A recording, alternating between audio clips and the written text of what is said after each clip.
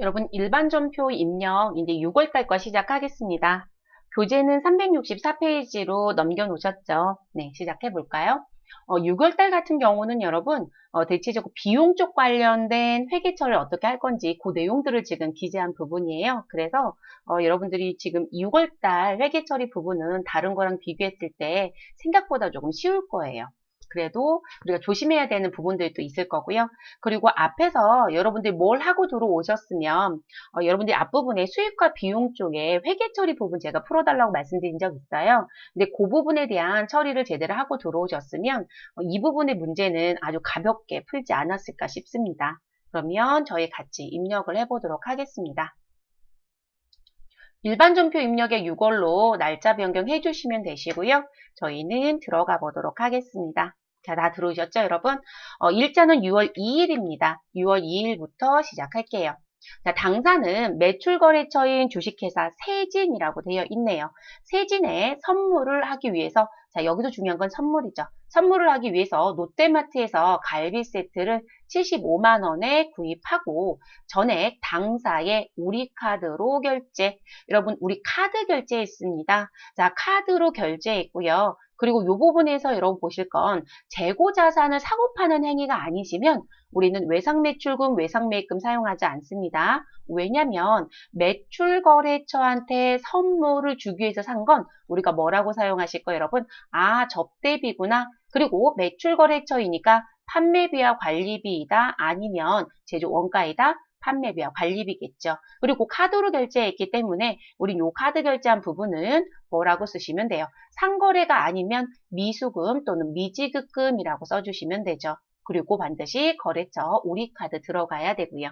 그 정리만 잘 하시면 되는 문제였습니다. 그럼 저희는 입력해 볼게요. 날짜는 6월 2일이었고요. 차변에 접대비라고 넣어주시면 되겠습니다.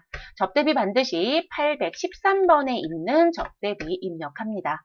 거래처 입력할 필요 없으시고요. 금액은 75만 원입니다.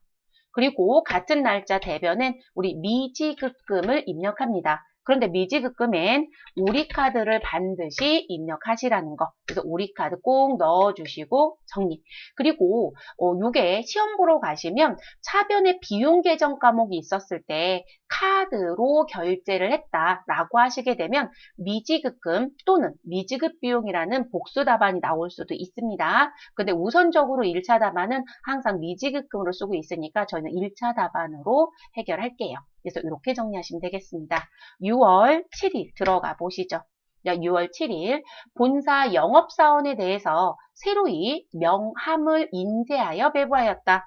자, 대금 9만 원은 성금 지급하였다. 여러분 출금전표 처리하시면 되겠네요. 그럼 우리가 여기서 정리할 건 명함 인쇄에 대한 부분을 계정 과목 뭐로 갈 거냐. 자, 여러분 명함 인쇄한 부분은 우리 인쇄를 같이 쓰는 게 뭐가 있죠? 도서 인쇄비가 있습니다. 그래서 도서 인쇄비 사용하시면 되겠습니다. 그리고 항상 판매비와 관리비인지 제조 원가인지 본사 영업사원이니까요. 판매비와 관리비로 입력해 주시면 되겠습니다.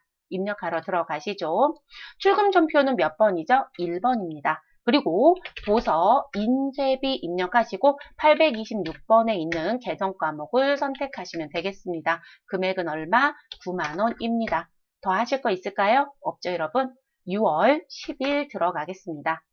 회사에 체육대회 날 성남식당에서 임직원 식사를 제공하고요. 식대 250만 원. 자, 그런데 생산직 직원과 관련된 건 170, 사무직 직원과 관련된 건 80만 원이라고 합니다. 그래서 식대 250만 원을 우리 카드로 결제하였다. 그러면 여러분 6월 2일에 대한 내용하고 거의 유사하죠. 다만 6월 2일은 거래처 선물 산 거고요. 6월 10일은 회사 직원을 위해서 쓴 돈이죠. 그럼 여러분 임직원을 위해서 사용한 식대는 복리적으로 지원한 식대인 거죠. 그럼 이 식대는 뭐라고 쓰시면 돼요? 아, 복리 후생비가 되겠구나 라고 정리하시면 되겠죠. 그래서 복리 후생비 그리고 카드로 결제했으니까요. 이 부분은 뭐로 가시자? 미지 급금으로 정리하시고 거래처 입력하시면 됩니다.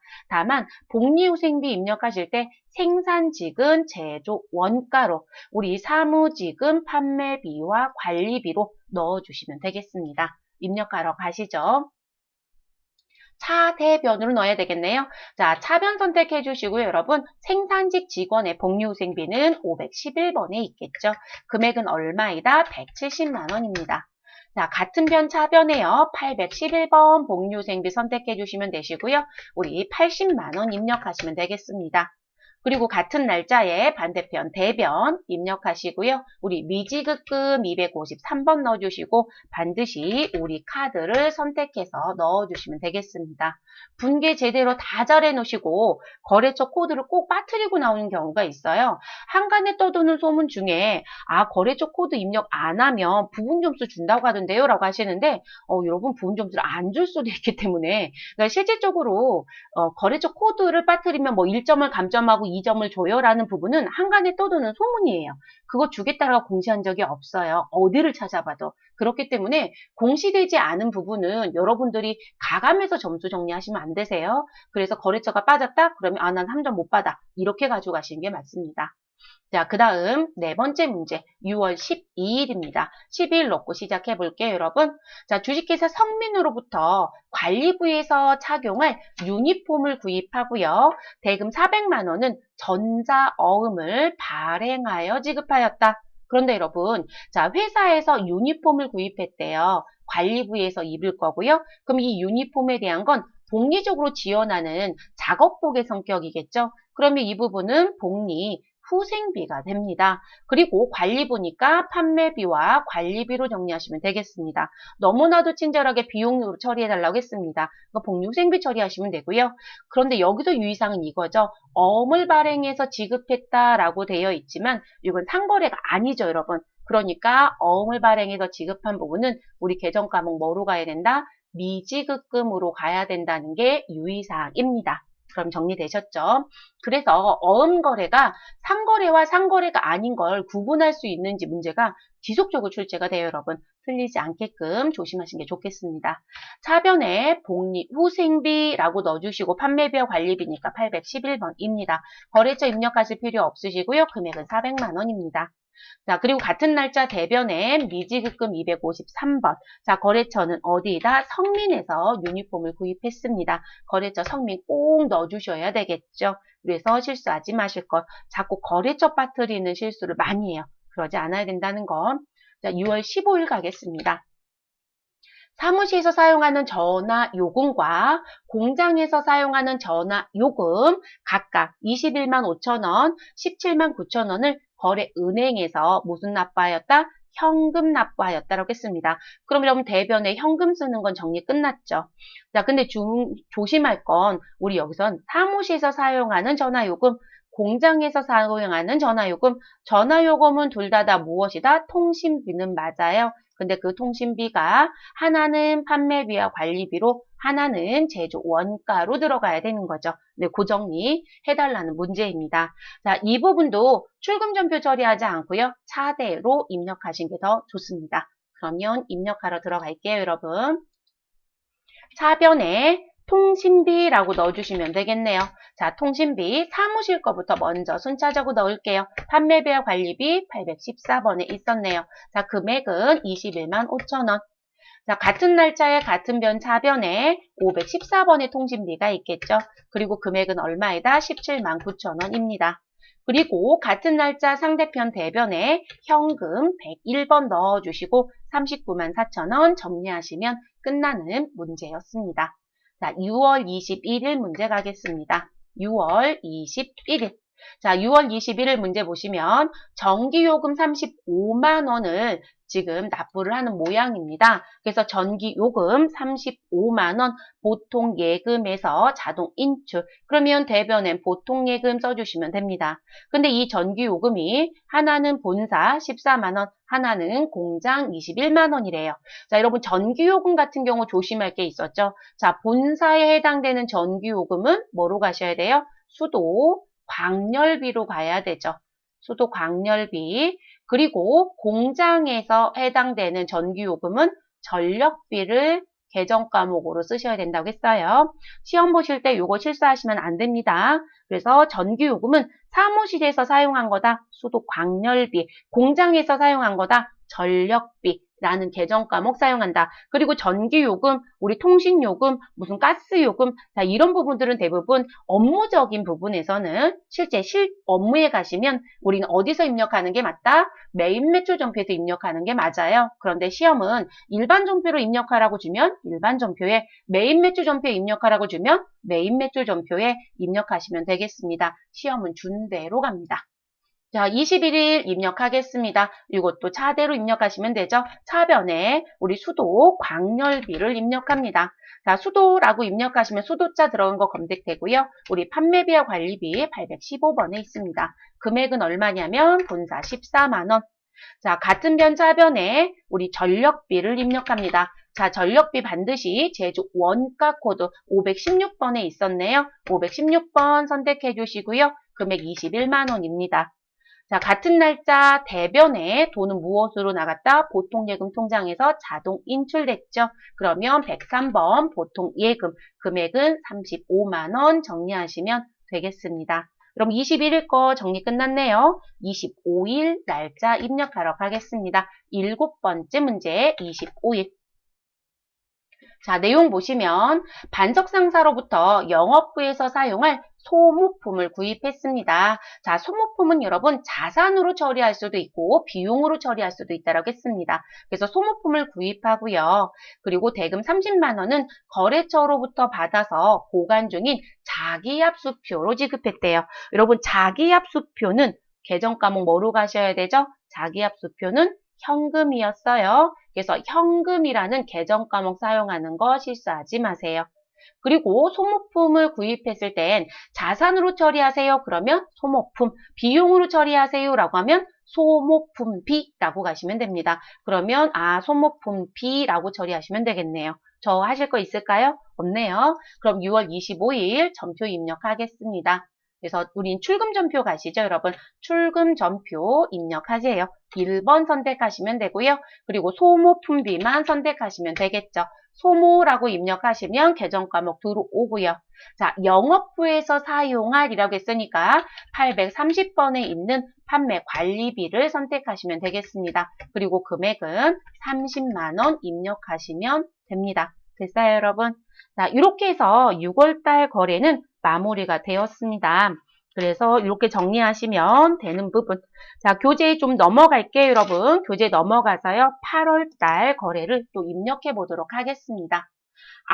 앞에 있었던 강좌는 조금 길었죠, 여러분. 그쵸? 근데 거기는 어려운 문제들이 조금 더 많았어요. 근데 지금 저희가 진행하는 요 문제 같은 경우는 어려운 문제가 이렇게 많지 않아서 문제풀이가 금방 끝나죠. 자, 그러면 우린 8월 달로 넘어가서 또 시작을 해보도록 하겠습니다. 자, 8월의 거래는요, 총 11문제가 지금 나와져 있습니다. 그래서 11문제 중에 첫 번째 8월 5일부터 들어가겠습니다. 그럼 8월 달 거래니까요, 일반 전표 입력은 달을 8월로 변경해 주시면 되겠습니다. 자, 그리고 일자는 입력하지 않을게요. 8월 5일 입력하시고 구분란에 커서 두시고 시작할게요. 나라은행의 정기예금 1,000만 원이 만기가 되어 이자와 함께 보통예금에 무엇되었다? 입금되었다. 그러면 보통예금에 입금됐으니까 우리는 차변에 보통예금이라고 써주시면 되네요.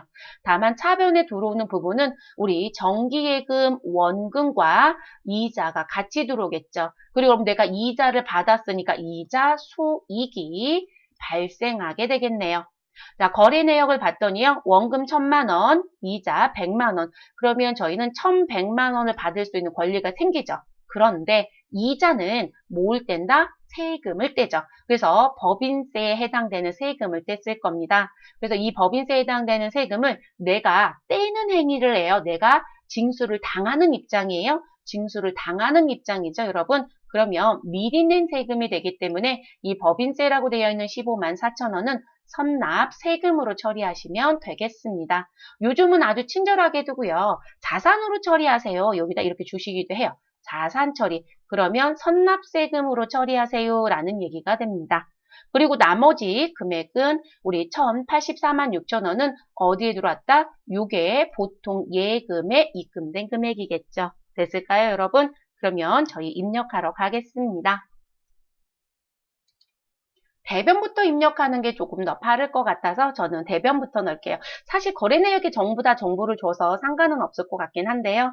자, 그러면 저는 대변을 먼저 넣어볼게요. 대변에 정기예금, 차변에 있었죠. 근데 그게 입금이 됐으니까요. 정기예금, 대변에 감소시켜 주시면 되겠습니다. 그리고 여러분 어느 은행에 갖고 있었던 정기예금? 나라은행이에요. 그럼 나라은행 꼭 넣어주시고요. 금액은 얼마에다? 1,000만 원입니다. 자, 같은 날짜 대변에요. 이자를 받았습니다. 그럼 이자 수익이 생기는 거죠. 이자 수익 901번 선택해 주시면 되고요. 이자 얼마 생겼다? 100만 원. 자, 그런데 돈이 들어올 땐 이자에 해당되는 원천 납부세액이 있었다. 그래서 차변에 원천 납부세액은 선납세금이라고 해서 136번 자산 처리해 주시면 되고요. 그 금액은 15만 4천 원입니다. 같은 날짜 같은 차변에 우리 통장 보통 예금 103번으로 처음 84만 6천 원을 입금받았습니다. 됐을까요, 여러분? 그리고 당사 보통예금에 입금됐지 나라은행 보통예금은 아니었어요. 그래서 보통예금에는 은행거래처를 입력하지는 않습니다. 지금 상황에서는 요건이 충족됐다라고 보기가 좀 어렵겠죠. 자, 8월 7일을 들어가 보도록 하겠습니다. 8월 7일 공장 건물에 대한 화재 보험료 얼마 100만 원을 현금으로 납부했고요. 그리고 비용 처리하래요.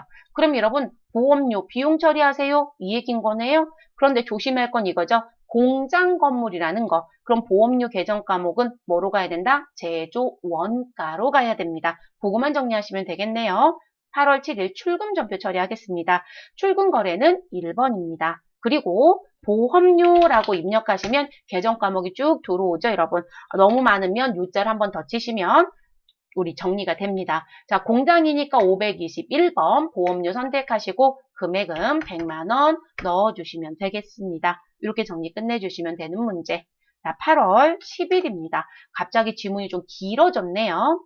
자, 영업부 건물의 임차 보증금에 대한 간주 임대료의 부가가치세를 건물 소유주에게 보통예금 계좌에서 이체하였다. 일단 여러분 보통예금 계좌에서 돈이 나갔습니다. 그럼 보통예금은 어느 변? 대변에 써주시면 되겠죠. 돈이 나간 건 우리 돈이 들어오거나 나가는 쪽을 항상 먼저 정리하는 게 회계 처리할 때 더 쉽다고 했으니까요.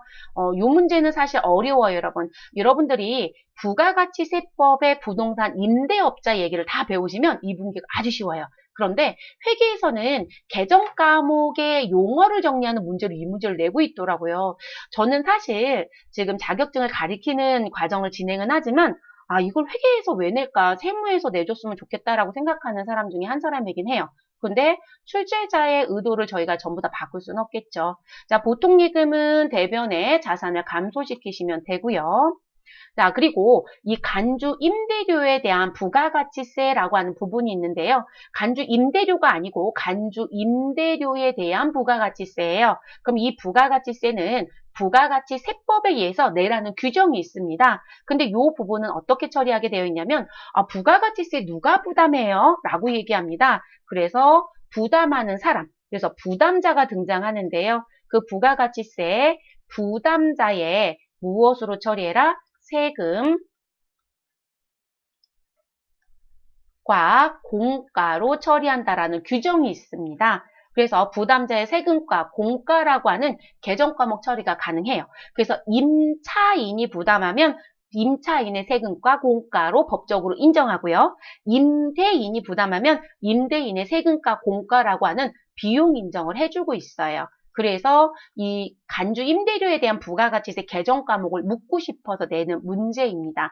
우리가 일반적으로 세금과 공가 그러면 재산세, 부동산세 이런 것만 생각을 했잖아요. 그런데 이런 것도 들어올 수 있어요. 그래서 난이도는 상이라고 보셔야 되는 부분입니다. 사실 시험 공부하실 땐 가끔은 암기해서 그냥 보시면 원리를 몰라도 푸실 수 있는 문제이긴 해요. 그런데 원리적으로 따진다라면 난이도가 낮은 문제는 아니에요. 이 부분은.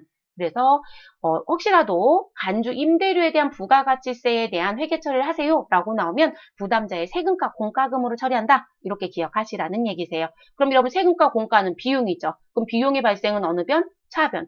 그럼 차변은 비용, 대변은 보통예금 감소 정리 끝난 거죠. 그래서 그 원리 문제입니다.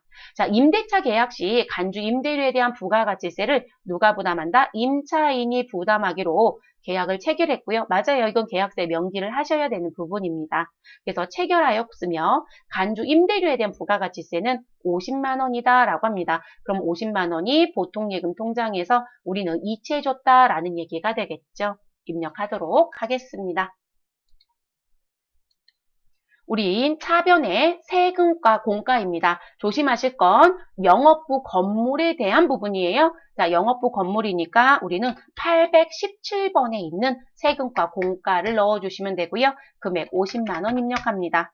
그리고 같은 날짜 대변에 우리 보통 예금 103번 입력하시고 50만 원 처리하시면 되겠습니다. 8월 12일로 넘어가겠습니다.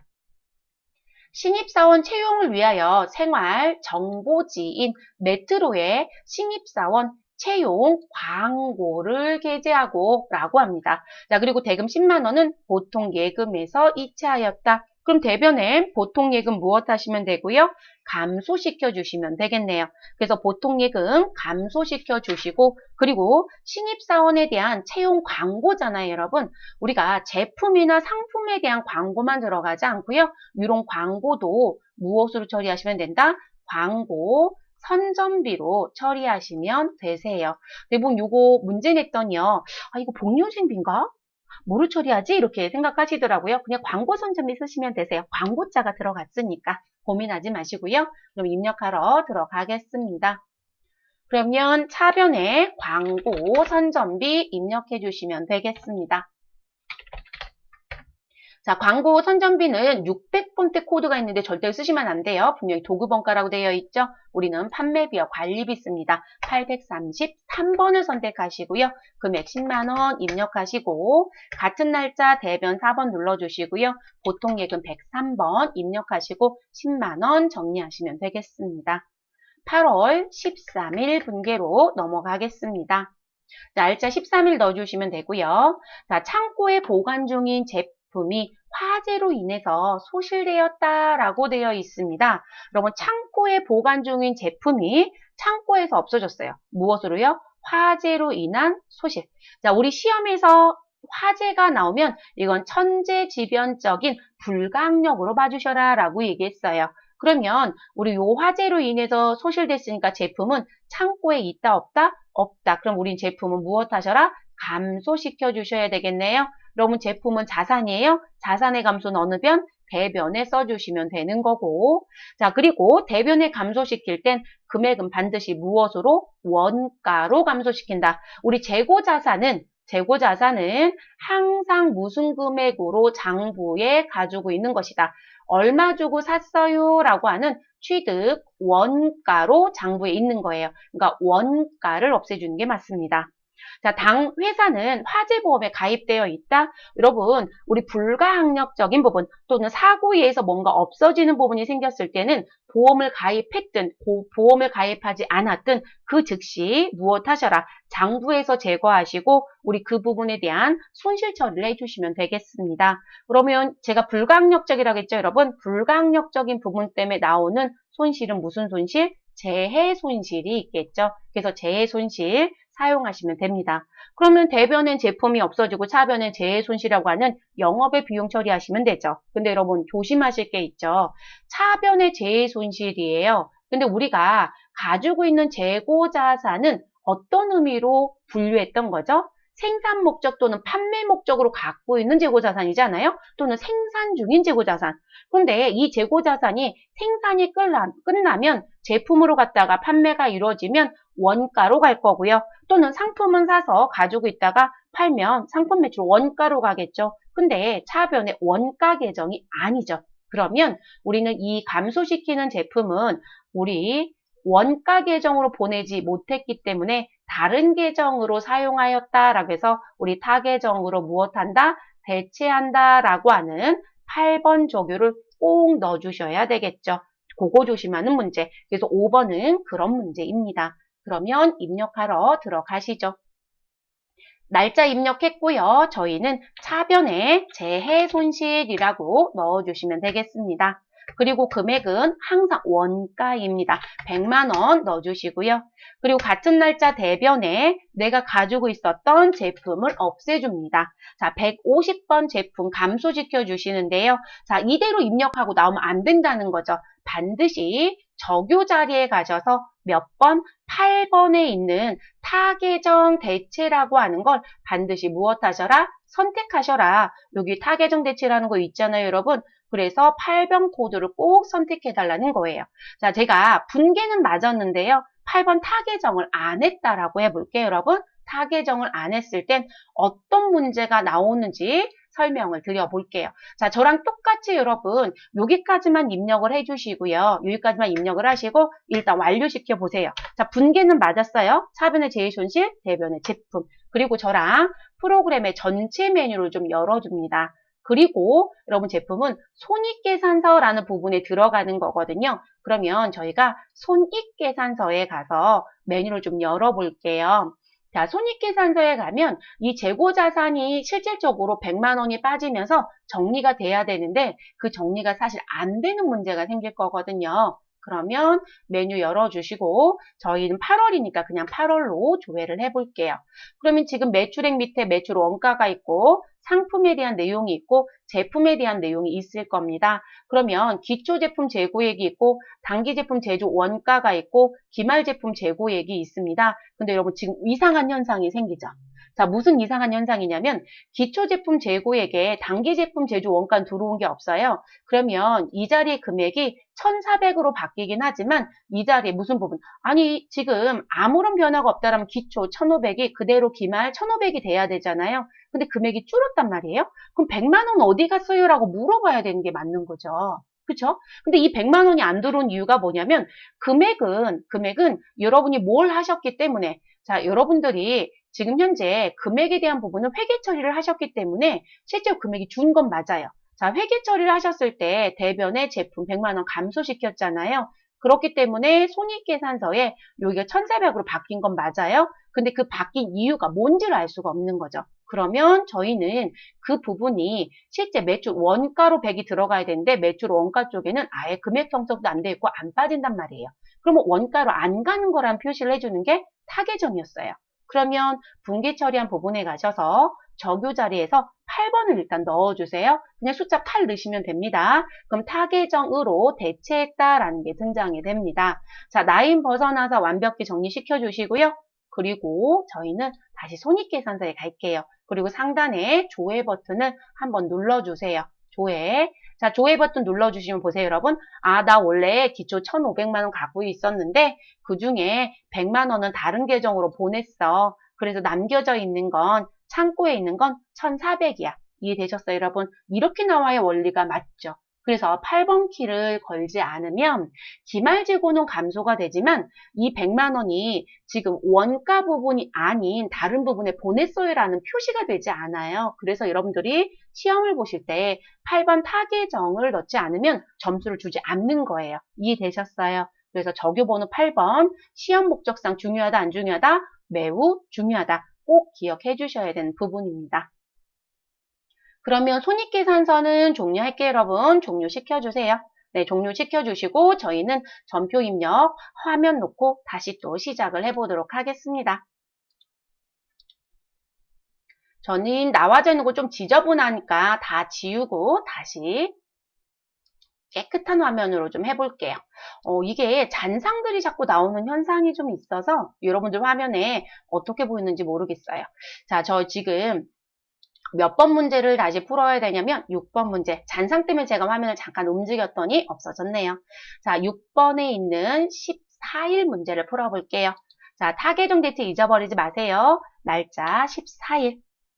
자, 생산된 제품 원가 200만 원이고요. 시가 350만 원을 성동구청에 전달했다라고 합니다. 여러분, 성동구청은 실질적으로 지방자치단체이죠. 근데 지방자치단체한테 전달했대요. 그러면 무엇하였다? 나 이거 그냥 증여했어. 도와줬어. 기증했어. 이런 얘기가 되죠, 여러분. 자, 그러면 내가 무상으로 증여하거나 기증했다. 그러면 뭐라고 쓰시면 된다? 기부금이라고 회계 처리하시면 되겠죠. 그리고 시가와 원가가 같이 나오면 항상 내 재고자산은 원가로 정리가 된다. 그리고 타계정이라는 거 반드시 하자. 그래서 여러분 길게 기억 안 해도 되잖아요. 다른 계정으로 보내주세요 라고 하는 8번 타계정 넣는다는 것만 꼭 기억해 주시면 되겠습니다. 됐을까요, 여러분? 자, 다 되셨으면 저희는 입력하러 가겠습니다. 그러니까 위에 풀었었던 문제랑 큰 차이점은 없어요. 계정 과목만 바뀐 겁니다. 우리 차변에 기부금이라고 넣어주십시오. 제가 지금 계정 과목 잘못 넣어서 이렇고요. 기부금 선택해 주시면 되시고요. 953번. 자, 그리고 금액은 얼마? 원가 200만 원. 자, 그리고 같은 날짜 대변에 제품 150번 넣어주시고 반드시 적요번호 몇 번? 8번 타계정으로 대체액을 선택합니다. 금액 200만 원 그대로 가주시면 되겠죠. 그 다음 15일 7번째 문제 가겠습니다. 자, 15일 입력하시고 정리해 볼게요.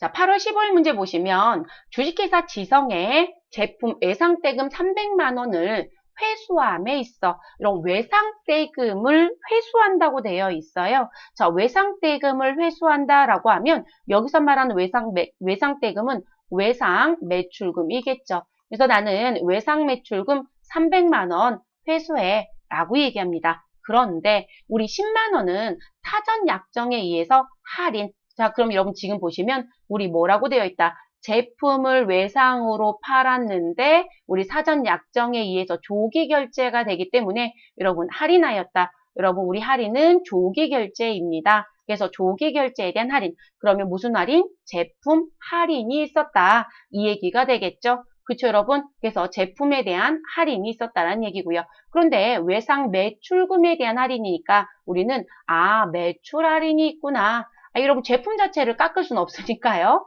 대금을 깎았겠죠. 그래서 매출 할인이 있었다라고 얘기가 되어집니다. 근데 제가 왜 제품자를 거론하냐면 제품과 관련된 외상 매출금 할인이면 제품과 관련된 할인 계정을 쓰셔야 되고요. 상품에 대한 외상 매출금 할인이면 상품과 관련된 매출 할인 계정을 쓰셔야 돼요. 그래서 이 매출 할인의 계정도 지금 제품 관련된 건지 상품 관련된 건지 꼭 구분하셔야 됩니다. 그래서 그거까지 다 정리한 거고요.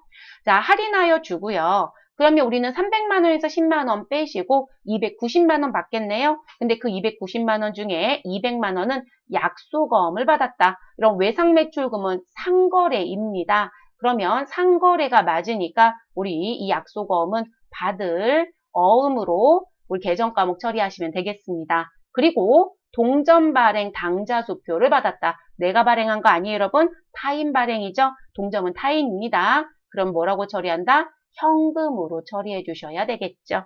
정리됐을까요, 여러분? 입력하러 가볼게요.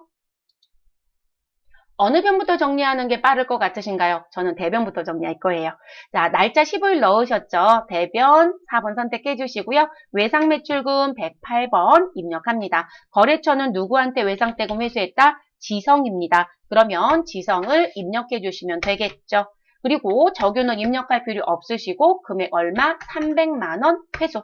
외상 매출금 감소시켜 주셔야 되니까. 그리고 같은 날짜 차변에 자, 나온 거 순차적으로 가겠습니다. 매출 할인. 그럼 여러분 매출 할자까지 입력하세요. 그럼 세자 입력하면 매출 할인만 쭉 들어오죠. 근데 여러분 보세요. 상품 매출, 제품 매출, 공사수익금 쭉 들어오는 거 보여요? 자, 제가 아까 못 팔았다고요? 제품을 매출했다. 그래서 제품을 팔면 제품으로, 상품을 팔면 상품으로 이렇게 가시라고 했어요. 그러면 지금 우리는 제품 매출과 관련된 거니까 몇 번 코드 써야 된다? 406번. 근데 이 자리가 제품이 아니라 상품 외상대금 이러면 상품 매출로 가셔야 됩니다. 조심하셔야 되는 부분. 406번 선택하시고 확인. 되셨어요? 자, 이렇게 가져가시면 되시고요. 자, 금액은 얼마냐면 10만 원입니다. 자, 15일 차변 입력해 주시고요. 받으러음 110번이죠, 여러분. 110번 받으러음 넣어주시고요. 거래처 반드시 지성을 꼭 넣어주셔야 합니다. 금액은 200만 원입니다.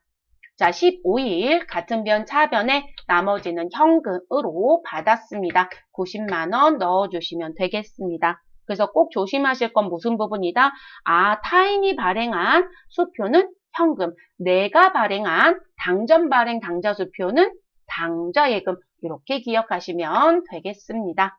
자, 우리 15일 거 이제 입력 끝났으니까 20일 입력하러 가겠습니다. 8월 20일.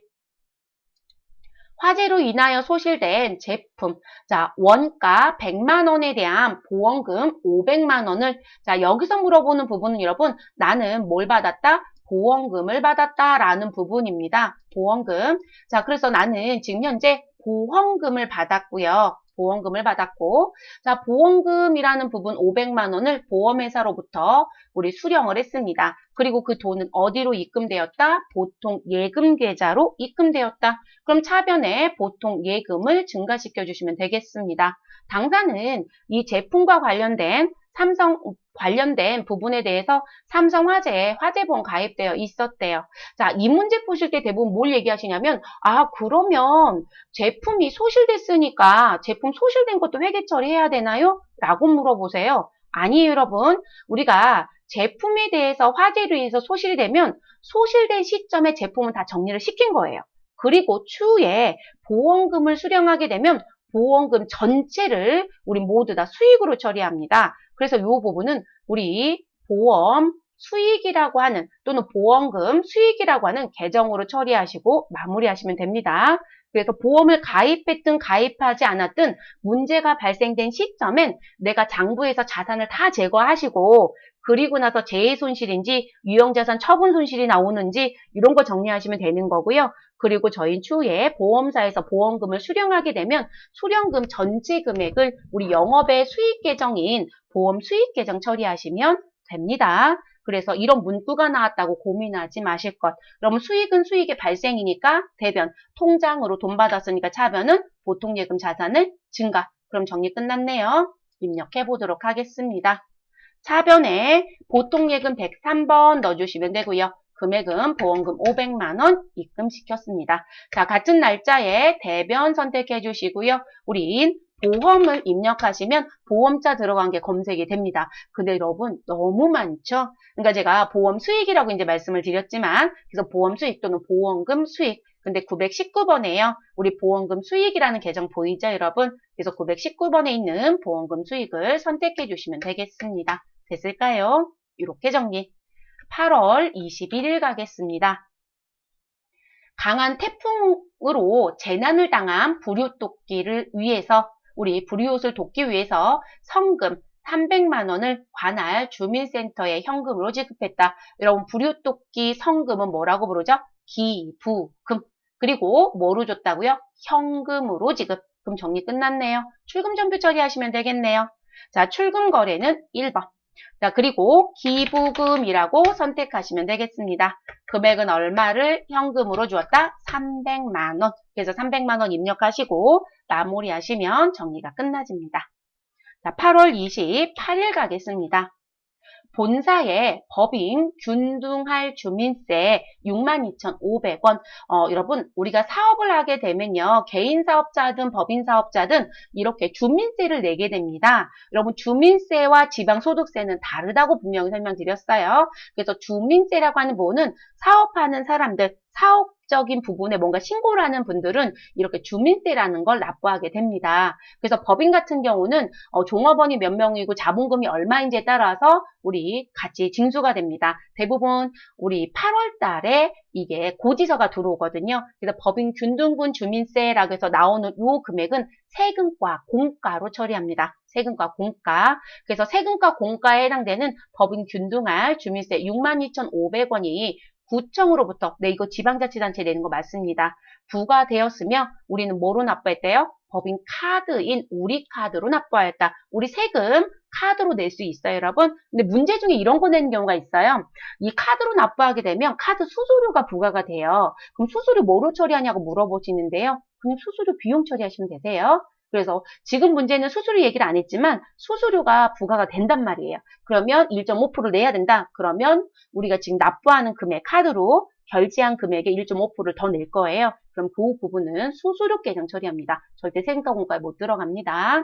자, 우리는 그 얘기는 없으니까 세금과 공가만 처리하시면 되겠네요.